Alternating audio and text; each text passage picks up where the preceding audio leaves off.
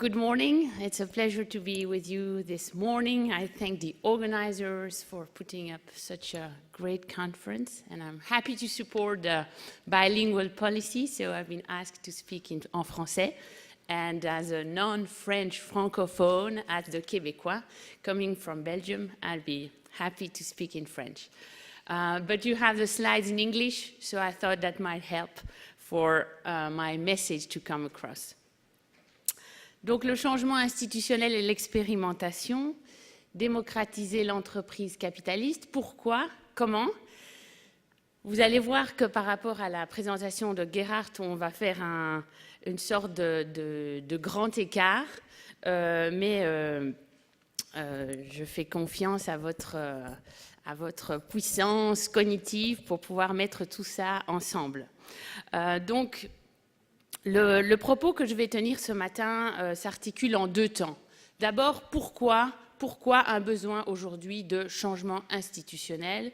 Eh bien, tout simplement en raison d'une compréhension de la place du travail dans notre espace social.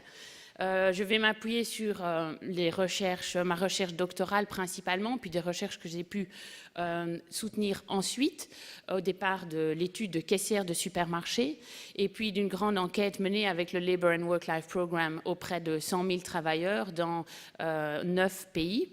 Ça va donner donc une sorte de théorie du travail qui, vous allez le voir, m'inscrit dans une tradition de théorie critique.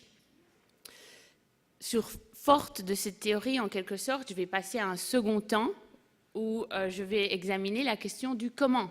Comment penser alors cette place du travail au sein de l'entreprise comme devant être pensée en transition? Je ne sais pas si le traducteur va réussir avec ça, mais merci déjà. Voilà donc le travail, un espace de travail typique du monde que nous ne connaissons plus dans l'Occident des démocraties capitalistes. Et pourtant, le vocabulaire que l'on utilise pour parler du travail est toujours un vocabulaire qui irrémédiablement nous ramène à cette époque-là. Simplement pour fixer les idées, un peu d'étymologie, oikos, nomos, l'économie, la règle de la maison. Quand vous signez un contrat de subordination. Vous vous soumettez à un régime domestique dans l'entreprise, c'est-à-dire vous acceptez que vous exécutez les règles du domus, le maître de la maison. Et ce vocabulaire inscrit le monde du travail, l'entreprise, résolument dans cet espace des rapports privés. Bien à l'écart des espaces typique de la sphère publique où nous nous reconnaissons notre égale dignité.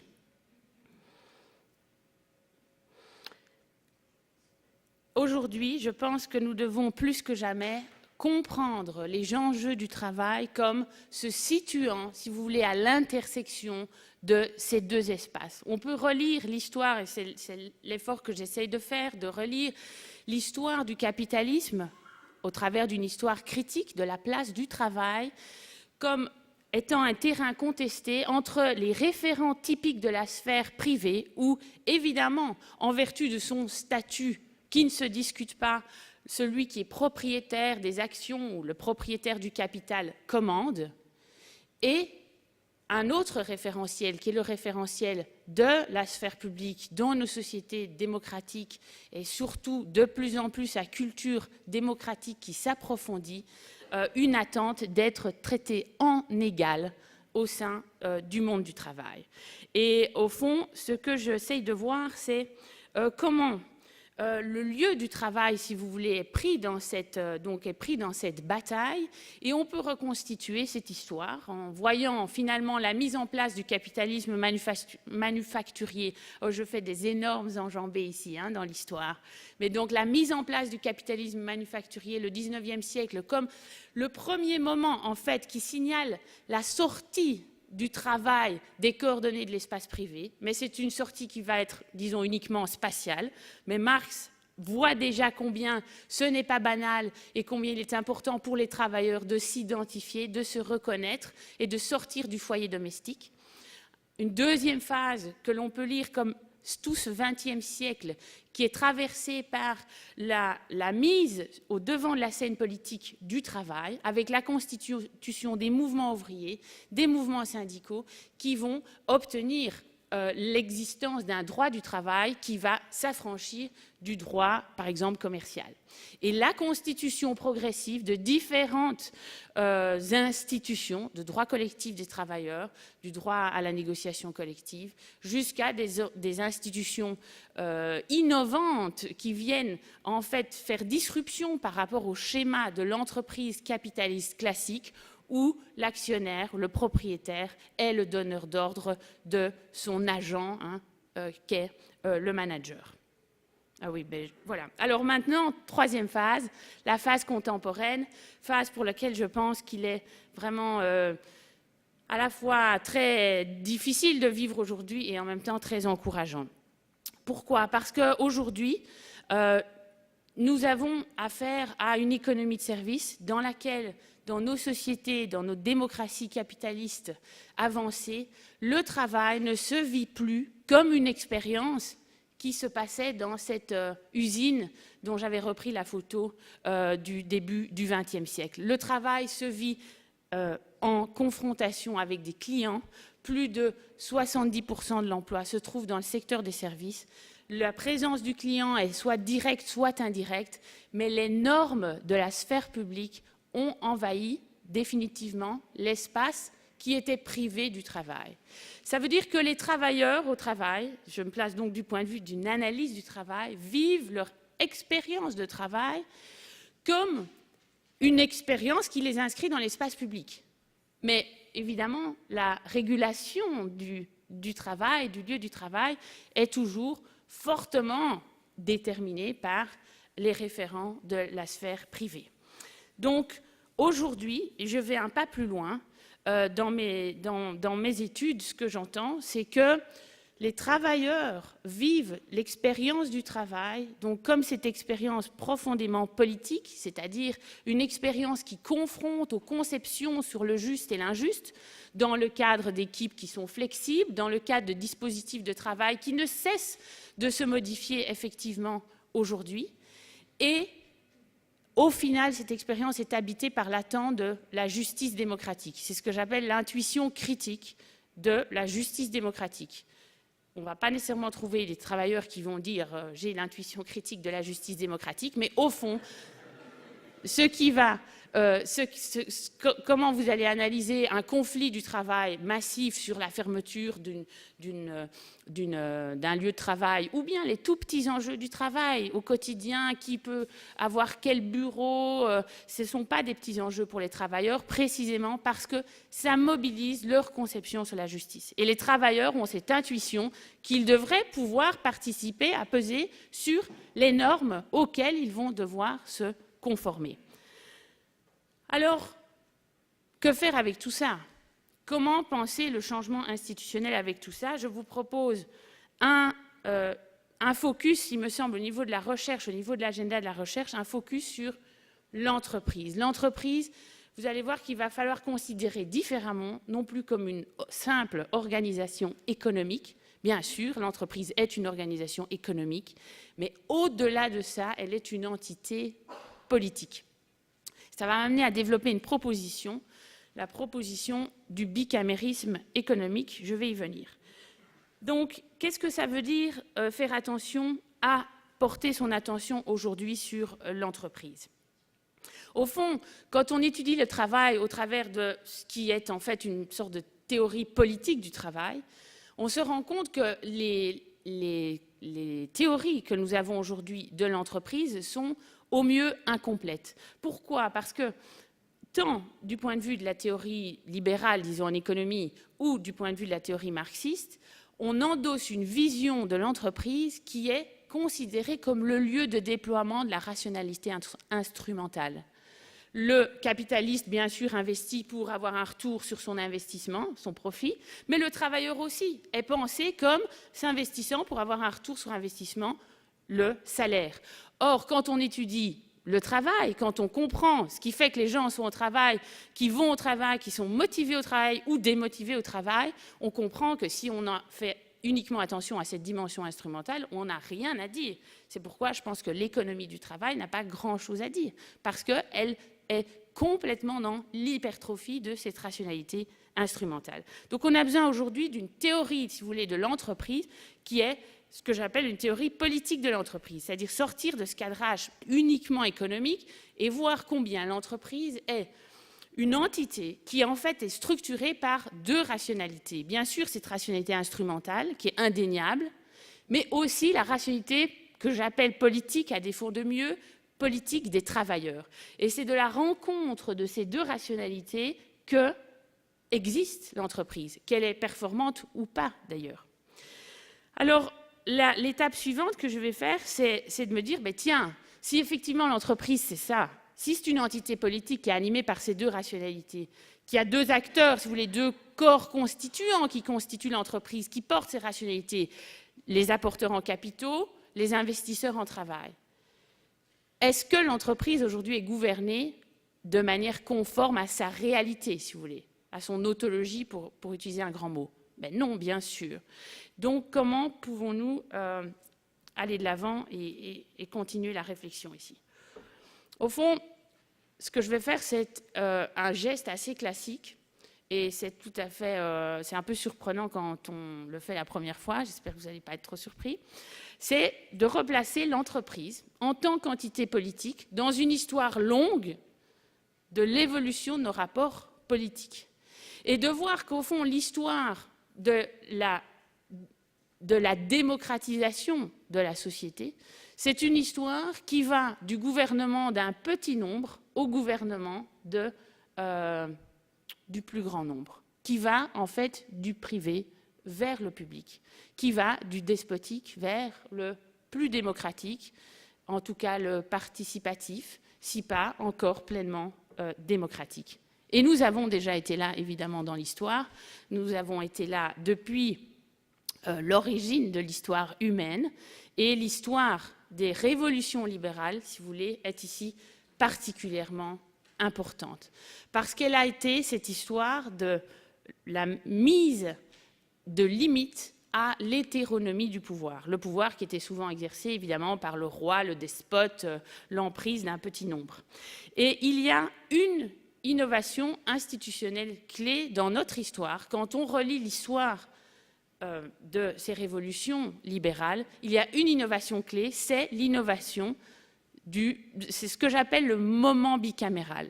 Parce que ce n'est pas techniquement toujours vraiment un bicamérisme au sens où il va y avoir une deuxième chambre qui est constituée, mais c'est l'idée que le groupe qui domine, un moment, contraint et forcé, j'ai mis dans la dia accepte, entre guillemets, évidemment, on n'accepte jamais avec grande bonté de partager son pouvoir, même si on peut reconstruire après un discours de cet ordre-là.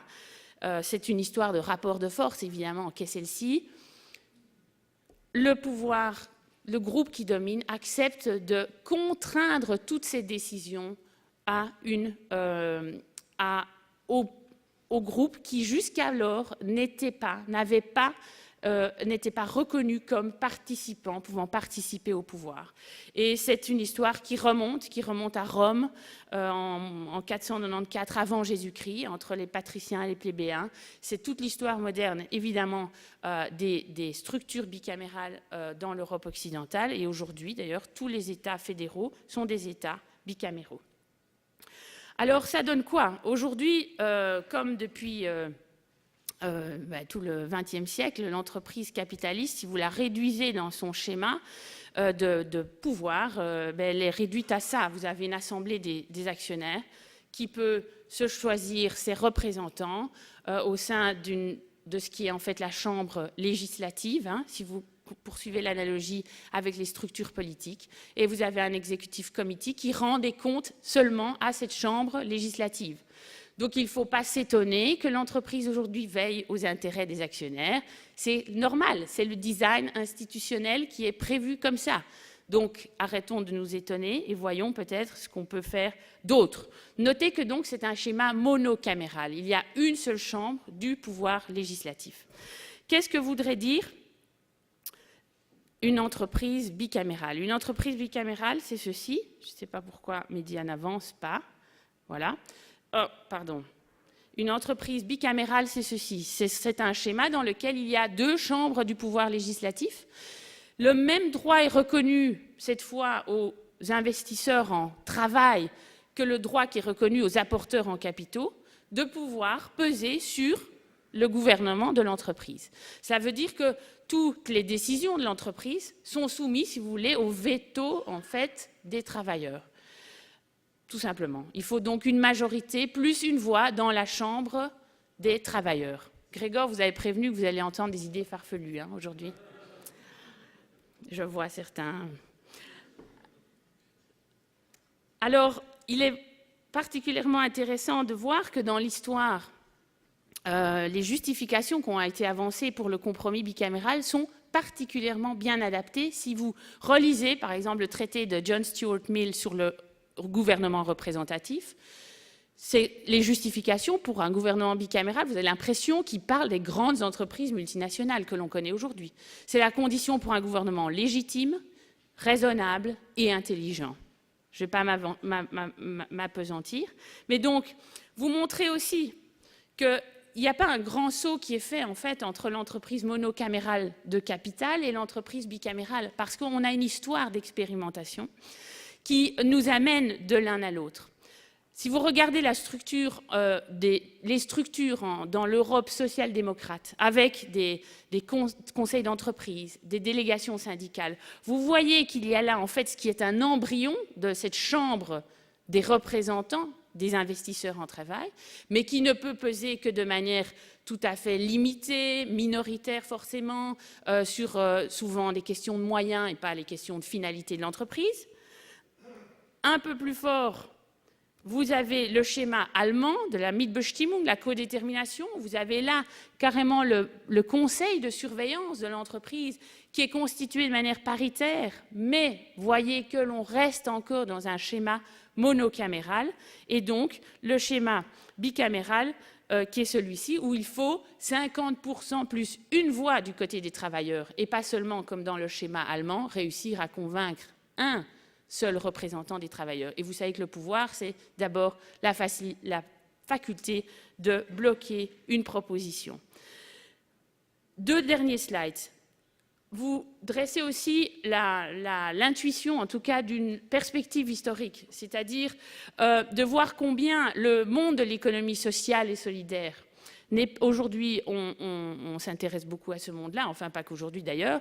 Ce sont des expérimentations qui sont particulièrement développées dans l'histoire par justement les syndicats et des mouvements ouvriers en général. Il s'agit là d'un monocamérisme qui a basculé, si vous voulez, du côté du travail.